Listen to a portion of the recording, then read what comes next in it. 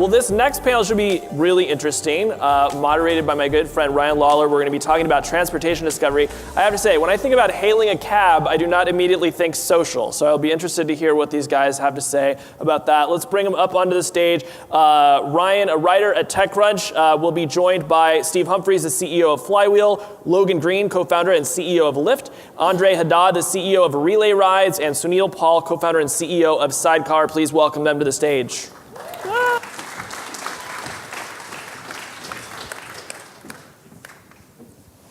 Thanks, everyone. So I want to get started. We have a lot of new ways to find transportation, whether that means getting an on-demand ride from point A to point B, whether it means like getting renting a car, which would be just a normal person's car. But what ties all this together is mobile technology. What ties it together is identity, social. A few of you have Facebook Connect as your default. Some of you don't. But in all cases, really what makes these things work is tying the user to sort of an app, an identity, to a social profile. So I just want to start out, this is kind of a softball question, but I'm sure all of you have sort of market sizing around, how much money is spent on cabs, how much money is spent on rental cars, but what is really the opportunity here? Is it bigger than that? Are we talking about replacing cars altogether, getting rid of second cars? And when you do that, how much money is really sort of left over? You want me to just take a shot at that to start with? Just coming from the taxi world, because that's our focus. There's 4 million taxi rides a day in this country alone. There's 1 billion taxi rides, about 5 times that worldwide. And those taxis are about half utilized, so they're half unutilized. So it's a huge opportunity, it's a huge activity. Human transportation, getting ourselves around, is one of the fundamental activities, along with eating and communication and everything else. So I think social has a huge role in that. And by creating a discovery platform, which to a great extent we're all doing, to find those rides, it's a huge activity and it's a huge opportunity. It's also one of the more green and sustainable things you can do. 50% utilized. Those cabs are driving around the city right now. If you get in and use one that you wouldn't have used before through a social discovery platform, you're taking a free ride with no carbon footprint, no extra utilization of infrastructure. So it's a tremendous opportunity. No more cars on the street in your city, by the way. So it's huge economically as well as socially and environmentally, I think. Ryan, my view on this is a monster opportunity. I mean, this is probably the biggest opportunity I've ever seen. I've started many companies. I've been an investor in dozens of companies. This represents an opportunity that's as big as all of retail commerce. It is that massive. It's measured, that market size is measured in a T, as in trillion. And we are just at the early stages of it. I mean, all of these ideas that are represented on the stage, Sidecar and all the rest, are just beginning that whole opportunity. And I think that we're going to look back on this era and realize that it's the beginning of a big transformation, just like the transformation of retail commerce from e-commerce. In fact, I predict that 10 years from now, car ownership will be cut in half because of the innovations that are happening in transportation today. Hey, if you agree, disagree? So I would think that I would agree with Sunil. I mean, I think it's a huge business opportunity. At RelayRides, we think about our immediate market opportunity is the rental industry, which is a $30 billion industry in the US, $60 billion worldwide, and frankly hasn't innovated a lot over the last few years. But our ultimate vision is really to have people access a marketplace where they can get a car for a day or two or 3 or a week or a month so easily that they really don't need to own a second car or a truck or a first car. And if we do fulfill that vision one day, we're determined to get closer to it every day. It's $1 trillion of transportation that's being spent on car ownership today, and in the U.S. alone, there's 250 million cars in the U.S., 1 billion worldwide. That's increasing by 25 million net every year, and I think we can really make the access to this asset rather than the ownership of this asset much more efficient. And I think there's fundamental economic value that's created here for both the person who's accessing the asset when they need it, as well as the person who ends up, sharing that asset, that I think it's a huge opportunity. Yeah, when you look at household expenses, transportation is the second highest household expense at 20%. Housing is at about a third of households' budgets. So I don't think there's any coincidence that when you're looking at the collaborative consumption space and everything that's going on there, that you have housing and transportation as the top two categories. I think what we're seeing in this movement is really we now have the infrastructure to put this information and trust layer over the world. And when you can put that layer over the world, all of a sudden you can find people in that city you're traveling to, who have extra space in their apartment, or you can find, your neighbor who happens to be taking a trip to the same place as you. It opens up this massive world of opportunity. Okay, so as we talk about transportation moving from this ownership to more of an access model, I'm wondering how that scales beyond urban environments. I mean, I used to live in New York, now I live in San Francisco. I haven't owned a car in probably 10 years. And I've been fine with that because, I have public transportation and I have, a robust cab system and now a robust rideshare or Uber system. But how does that scale beyond city centers to, help people in the suburbs and rural areas, et cetera? I think the important thing to remember, first of all, you are our people. I mean, people who don't own a car, that is like core demographic for Sidecar and for, I'm sure, other companies in the sector. But this is such early days. We did a survey and found that even, like we all think in this crowd, we already know about the space and understand what's what. But in fact, only 20% of people who've taken a taxi have ever heard of any of us. So this is still early days. The opportunity to build critical mass in the cities and spread out from there, I think is the evolution that we're going to see over the next few years. I'd add that the way RelayRides has evolved over the last couple of years has been frankly fascinating to me and to the team at RelayRides. We didn't really foresee that kind of evolution.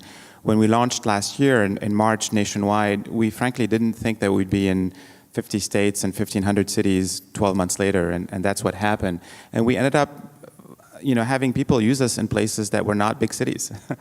And we've been fascinated also by the evolution from, Ryan, your use case of I need immediate transportation is a very sound and important use case for even our marketplace for hourly rentals. But we're finding that people in more suburban areas or less densely populated areas are using RelayRides for longer duration rentals, for daily rentals, weekly. We launched monthly 2 months ago, and it's already bigger than an hourly business. So we're finding that people, the concept of access doesn't necessarily mean in our niche of the market, doesn't necessarily mean just a trip for a couple hours or running errands.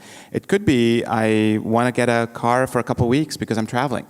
And instead of using a traditional sort of fleet-based rental, I'm just going to use my neighbor's car. I think the comment about it being early days is just huge. There's going to be so many emergent properties that come out of this experience as we build out the platforms. If you put us all together and all the other vendors, we do a few million rides a year out of that billion that I cited. We're well under 1% here. And there's all kinds of different use cases that people are discovering. I mean, one of the ones that we've just seen starting to take off is, someone calls you and says, I need a ride home. Well, you can send them a cab, go ahead and pay for it, and they can settle up when they get back with you, or it's just a favor for a friend. It's an emergent use that never existed before that the capabilities are just starting to enable. And that's only urban. When you start to see it spread across the Bay Area, I mean, we have a great Petri dish here in the area because we have San Francisco, a very dense urban area with a lot of transit issues. We've got San Jose, and then we've got the broader Bay Area where you see all the modes. And we're starting to see lots of different use cases that pop up, and I think it's going to behoove us to listen really hard and respond really fast as we see use cases and just follow them in. And I can't tell you what it's going to look like. It's going to look entirely different in even 5 years from the way personal transportation looks right now. Yeah, I think there's a huge opportunity in the suburban markets because there are so few other options there. So in a suburban town, you're virtually required to own a car. There's probably poor, if any, public transportation service, poor, if any, sort of taxi service. And so I think with these types of crowdsourced services, that we have an opportunity to create a crowdsourced public transportation system that can actually provide better coverage in suburban areas than what governments can provide with typical public transit. Okay, so when you talk about these peer-to-peer models, and I'm talking specifically to Logan, Sunil, and Andre here, where you've got marketplaces of regular people giving up their own cars or driving people around, how do you get users comfortable with that model? Of just renting someone else's car, just taking a ride with a regular dude who's not a licensed taxi or black car driver? I think the core of that is trust. All of us operate marketplaces, and I think the foundation of any marketplace is trust. So I think we've done some similar things, but I can talk through what we've done. In the very beginning, we came out with $1 million per occurrence insurance policy, and I think that's really important for everybody to know. There's great coverage backing up every ride. Then there's been a lot of advances in background checks, and so within seconds we can run someone's DMV records, and we screen out anyone with too many tickets. We can also do criminal background checks, and those take a couple of days. But you can look at people's criminal convictions. We screen those people out. So I think you create a lot of trust by having a really high bar, and once people come in and experience that and realize that the bar is high and that they're having high quality experiences, they develop trust for that system. We call it at RelayRides trust and safety, which is something we called it that way at eBay for many years where I worked there. And trust and safety is really the two aspects of the same equation. Trust is what consumers perceive, and then safety is the effective safety and protection that is provided by the marketplace. On the safety side, all of these marketplaces have done really breakthrough things that no one else did before. The idea of doing a real-time check of your driving record and being able to screen people based on your driving record, that's something that none of the car rental companies do. And in fact, at RelayRides, we're very strict on that screening. Anyone who's had a major violation ever cannot sign up for RelayRides, which means that the quality of the drivers on RelayRides is actually superior by far to the average quality of any driver on the roads. And similarly, we offer insurance, both covering the owner and the renter of the vehicle. And the level of liability protection that we offer with our insurance product is significantly above the minimum liability protection that most consumers across the country elect to buy for their personal policies. So again, we're making a lot of investments both in software and insurance, and by the way, that's really costly for a marketplace business like ours, to make sure that the marketplace is actually safe and protected. And from a trust standpoint, the way we try to communicate that to our consumers is by providing some of that data back to them in the form of ratings and reviews. Very classic there, sort of building on the footsteps of what eBay and other e-commerce players have done for many years. Yes, first of all, insurance is an unsung hero in this entire world. I think eBay did kind of pioneer all this. Our chief revenue officer, Gregory Boutet, ran like 10 European countries for eBay, often says that trust is fundamental to being able to create these two-sided markets. And so we've implemented a lot of those things, and very similar to what you've just heard. But I want to talk about another element, which is there is huge benefit in creating community around this service.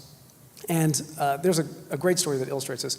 In Los Angeles, one of our riders, Rachel, got a ride from Joseph, and they're chit-chatting along the way home, which unique experience for ride sharing.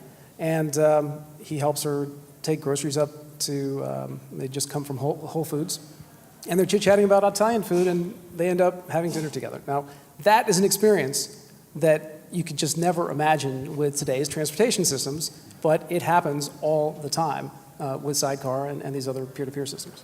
Is that necessarily an experience that everybody wants, though? I mean, on the one side, I know that you've both done a lot around community. I'm talking, about Sidecar and Lyft. But one piece of negative feedback that I do hear occasionally is, people don't necessarily want to have a conversation, like they just want to get from point A to point B, or at least that's the behavior that they're used to in prior sort of transportation regime. So just trying to understand like how you get people used to this new behavior from the very beginning. We have a very particular attitude about this, which is, our motto or a tagline is, my ride is your ride. So it's like being a host. When someone is in your car and they want to chill and do their email, you let them do that. You don't force yourself on them and say, entertain me with a conversation. So when you're in a sidecar experience, it really is the driver kind of gauging, okay, I get it, you want to chill and do your email. Or you want to have a conversation, or you want to have dinner. I think part of it is just different product experiences, different service experiences. It's a difference from, most taxi drivers are professionals. They've chosen that as their job. They want to drive people around. They learn the city. And in any case, they're going to want to respond to what the customer wants. But there are customers who are going to want, more of a social interaction versus more of a professional interaction. I think the market is large enough for all of them. But that is a differentiation. If you have someone who's chosen this to be their job, and we talk about social discovery in the network there's a social network of the really great cab drivers that are starting to share more and more and to be able to provide more and more of a great experience in the city. And I think that's going to improve the professional platform of drivers, and the platform of other drivers and other sources will also be in there, just different experiences that they'll be providing. Yeah, I think as pioneers in this space, we have to create this experience. Right, getting in a non-professional driver's car is different. That's brand new within the last year, and so what we've done is we've tried to sort of coach people on how to make that comfortable, how to make that fun and friendly. So encourage people to sit in the front seat. The driver, it feels like you're getting picked up by a friend, and we found like in the first few rides we took on our own. Sitting in the back seat of an individual's car, it feels a little awkward. Now, some people want that experience and just want to go heads down and play on their phone. And I think it's, in this type of community environment, you just communicate, say, I need a little time, I've got to go heads down and do some work. But we encourage that interaction because the people driving, on the Lyft platform aren't professional drivers and don't think of themselves as professional drivers. So I drive for Lyft all the time. And it's a lot more fun for the driver when the passenger sits up front and they tell you a story. They do something to brighten your day, you do something to brighten your day. And that's community building, that's fun. We had underestimated, if I may, I know it's not exactly the same use case, but we had underestimated the effect of community at RelayRides. But we've been doing an interesting experiment for the last couple of years because we have two types of vehicles on our marketplace. We've got vehicles that we call mobile access, so you can actually use your cell phone to be able to unlock the vehicle, whether it's through OnStar or our own device that we plug into the car. And then we've got the majority of our cars, which you meet the owner in person. And of course, we track everything from consumer satisfaction, both on the renter side, the owner side. We look at claims and accidents and all kinds of data. And now we have enough of a big data set and enough transactions on both types of cars. And we somewhat unexpectedly, but perhaps humanly, the satisfaction of our customers for these transactions where they meet in person is actually several points higher than the satisfaction of the audience that uses the mobile access rentals, both on the owner and renter side. And interestingly, also sort of the claims and issues tend to be also lower when the owner and the renter meet in person and exchange the keys versus the completely anonymous sort of more rental car-like experience where you can access the vehicle with your mobile phone. So community is an interesting factor even in a business where the two parties are not sitting in the same car together, they're just exchanging keys. Okay, so let's say you get users on board. Now here's the hard part. How do you get regulators on board? Andre, I know you've run into problems in New York. Sunil, you've had issues with regulators in some of the markets that you've entered. Logan, you haven't quite gotten there yet, but I'm assuming that as part of your expansion, you'll go into those markets as well. How do you convince those guys that this isn't a public safety issue, that rider passengers are going to be safe, and is it a public safety issue or is it just a lobbying issue? Well, I think what we've discovered is, first of all, as we've been pioneers and moving out into new spaces, of course, we've run into regulators, and it's been a challenge. We've also discovered that when innovators and regulators work together, people win. I mean, we end up delivering things that everyday people really want. And that is our real strength, that we've got the wind to our backs. There is a kind of a huge wave of momentum behind, yes, this is a great service. The whole public safety thing, I think, is sort of put up as a reason to resist this change. But in fact, if you look at the behavior of people on the Sidecar platform, 71% feel safer than on a taxi or in a taxi. And our core heavy user demographic are 20-something women. So, and you've heard about all of the safety and insurance and all the things that we do. We have created a safer experience than what exists today. So I think we're going to have regulatory stuff is going to get solved over time. Yeah, our experience with the PUC and both Lyft and Sidecar went through this. Shortly after launching, we got a cease and desist from the PUC. Opened up this conversation with them, and the key thing they care about is safety. And there's a lot of cynicism, I think, around the regulators are trying to shut down anything that's new or innovative, and that hasn't been our experience at all. When we've gone into those conversations with regulators, they're excited about this type of innovation. They're using Lyft. They love the service. They need to make sure it's safe, right? And so that's their job, is to protect the public. And so the conversation has been 100% centered on safety and really understanding the details and the mechanics behind how the system works. And I think being on the cutting edge of this, all of our companies have taken these additional safety steps that none of the incumbents have. Like Andre mentioned for rental cars, how they don't do a DMV check, and they do. Same with us. And we were actually able to, in our conversations with the PUC, talk about some of these screening techniques that aren't currently used for taxis and limos. So I think by pushing the envelope on safety and always being ahead of the curve on that, we can set a really, really high bar and ultimately come to a great conclusion with regulators. California's a great example of that collaboration. I would say elsewhere it has not been so collaborative. Yeah, I think that our job really as innovators is to evangelize and educate the regulators. And I think what's challenging is for small companies like ours, we're technology focused and trying to build the product every day and trying to get adoption, is that we don't have like really large government relations teams.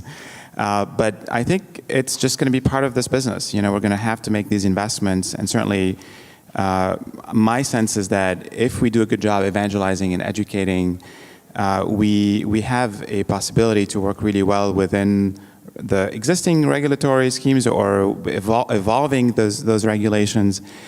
The fundamental thing that a lot of regulators don't understand at the beginning is that it's in our selfish interest as a marketplace business to protect our customers. If there's no trust and safety in our marketplace, we don't have a business, right? We just don't have a business.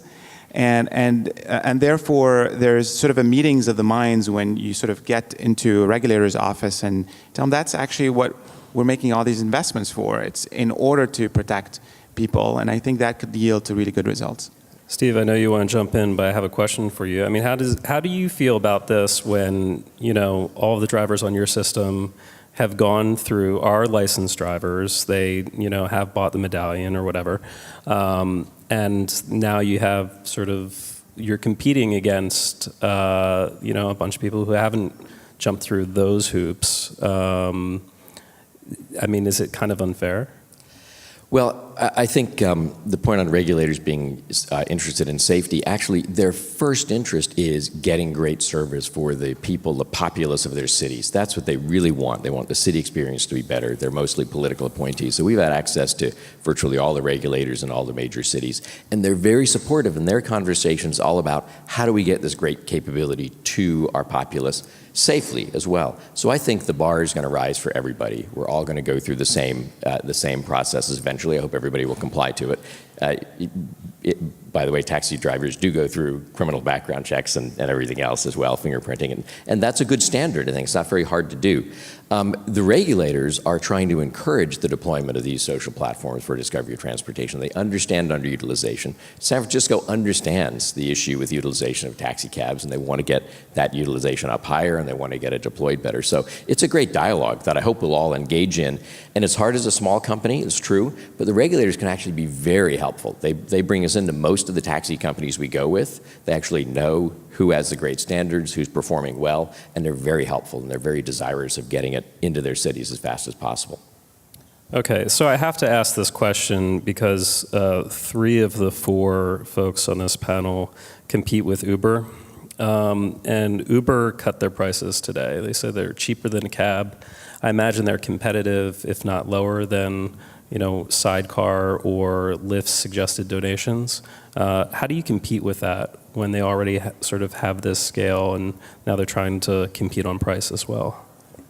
Well, I'll take that since it can be a little challenging. But price has to be a couple of things. First off, it has to be consistent, it has to be fair, it has to be transparent, and it also has to be sustainable. I mean, you can raise price and drop price all the time that you want. One of the great things we've been able to ride on the infrastructure of is taxi fares are very transparent, very visible. So you know exactly what it is and what you're going to pay, and people like that. It also has to be reasonable, and in town, getting around, we don't get negative feedback about the price of the taxi fare. If you're going to go to Tahoe, don't take a taxi. But if you're going around town, it's generally a pretty fair price. And the other thing is, like Sunil, this is my third startup, and I understand sustainable pricing, and I think most people in this room do too. And when people pay their taxi fare, I think they like the idea that some of that goes to licensing, it goes to inspecting the car, it goes to insurance. It's a sustainable price. And I think we're all hitting reasonable, sustainable prices. Grabbing the lowest price for a day is great, but we're trying to build long-term social networks, consumer commitment and reliability and trust. And I think consumers know you trust who's going to build something that's going to be there for the long term. Real quick, I think Uber's been a little late to the game, and I think what they're realizing is they're having to come down to compete. But I don't think in a taxi, roughly 50% of the money goes towards the medallion holder. That's not what it costs to administer a background check. Uber's model has been around working with limo companies, and it's inherently structured on having a middleman, even with UberX. And that model gets very difficult to sustain at a lower price point. So I think what we're seeing is that, and over the next year, I think it's going to become a lot more clear, this game is about peer-to-peer. I think that's what that price point means, is that Uber is moving more and more towards peer-to-peer, and a year from now, that's all we're going to be talking about. And just to really fast, you can't beat free. And as appreciation for this conference, anybody who leaves here in Sidecar has a free ride. So it's better than Uber, at least for today. Okay. All right. Well, we got to wrap up. I want to thank all of you who stuck in through, I know lunch is out there waiting. I want to thank our panelists. And thanks everybody. Good.